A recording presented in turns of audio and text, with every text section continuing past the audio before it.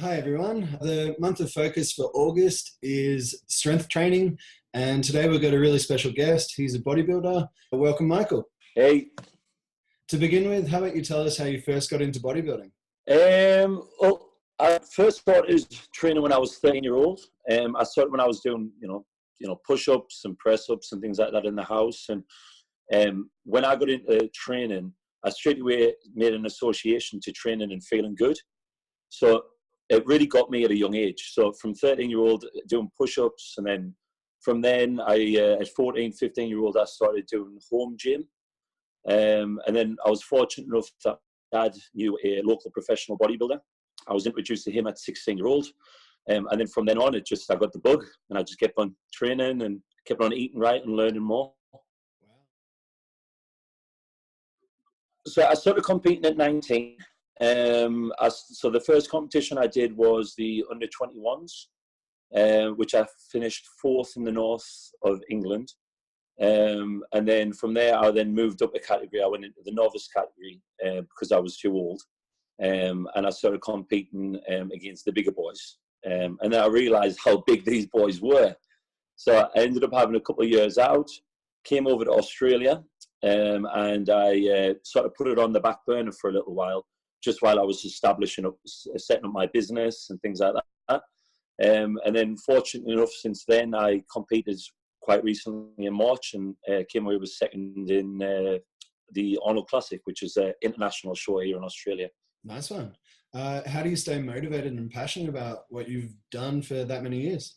Well, I think it stems from two factors. So you certainly have to have some element of intrinsic motivation. I think that's important. Okay, so it has to come from within. However, for me personally, when I first started, my motivation was, very selfish. It was very much, I want to look a certain way. I want people to treat me a certain way. And once you've got to a certain standards, you kind of get immune to all of that. I don't know, maybe with age, your looks disappear, so you want to become more wisdom. So then I started looking at more external factors. I started noticing how I could influence people around me. I could say young children or young kids of 14-year-olds starting to get into training, young girls potentially with eating disorders.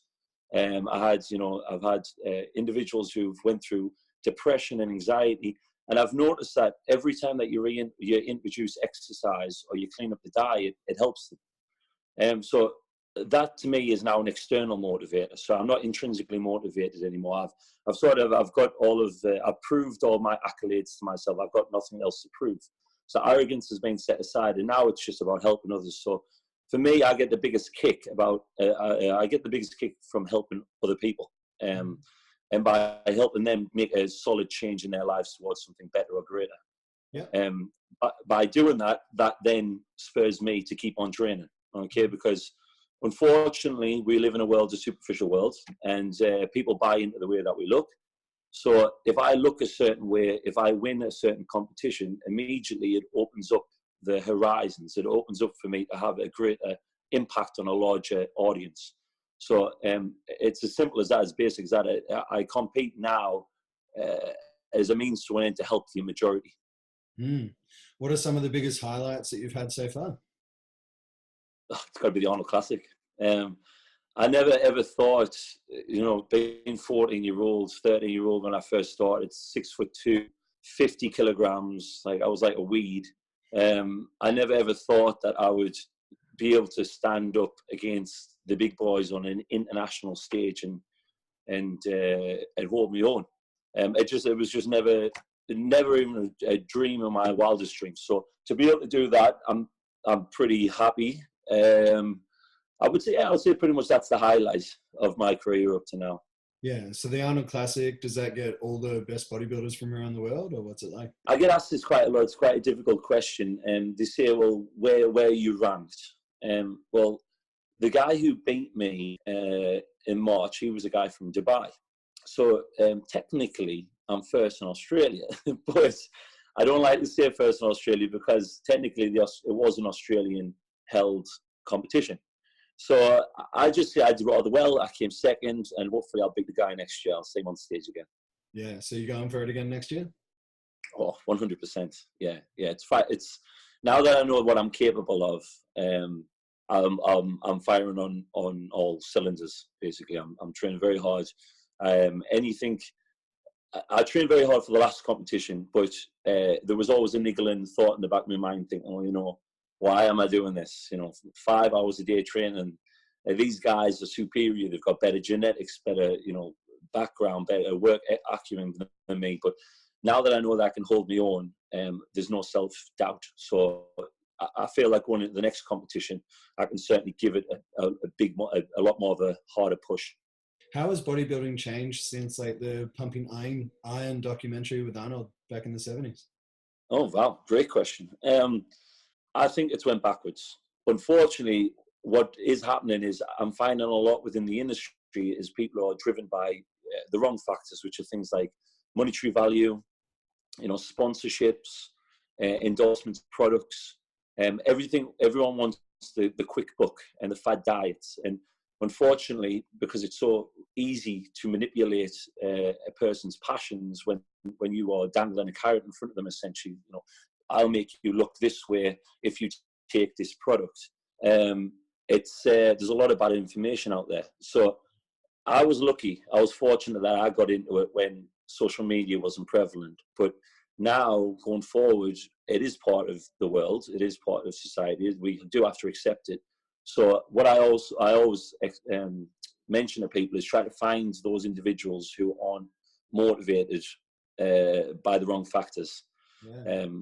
Let's take me, for example. As you know me quite well, Damon, I own a beauty salon. So my income is solely from the beauty salon. I do the coaching, the online coaching, the personal training.